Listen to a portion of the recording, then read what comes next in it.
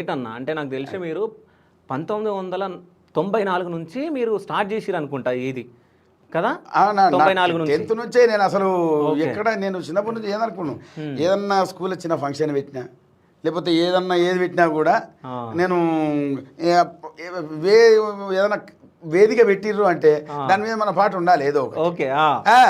అప్పుడు మనకి ఇక పాడుతుంటే మధ్య నాదు జన్మభూమి కంటే నాకమెక్కడుంది, సురలోకమెక్కడుంది, సుందర కాశ్మీరాలు, బృందా సౌందర్యాలు, జాహ్నవి మాధుర్యాలు, స్వర్గ సీమలో ఎక్కడా అని నాకు బాగా చిన్నప్పటి నుంచి ఆ పాట నేను పాడుకుంటా. ఓకే.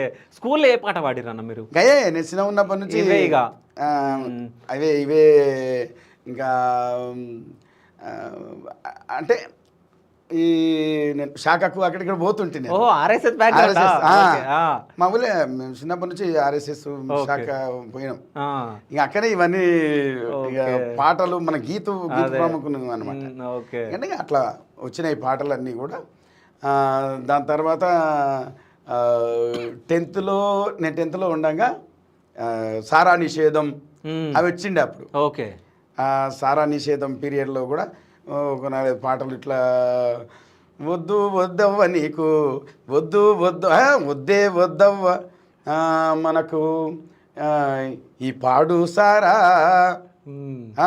పానాలను బనిగొన్నే నాటు సారా అని అప్పుడు పాడుకున్నాం. కొన్ని చిన్న చిన్న నాటికలు అవి వేసి కొంచెం జనాన్ని అది చేయటం. సారా నిషేధం కావచ్చు, అయ్యా అక్షరాలు చదువుకోండి బాగుంటుంది అని, తర్వాత పొదుపు సంఘాలు, ఓకే, వీటన్నిటి కూడా చేసుకుంటూ వచ్చినాం.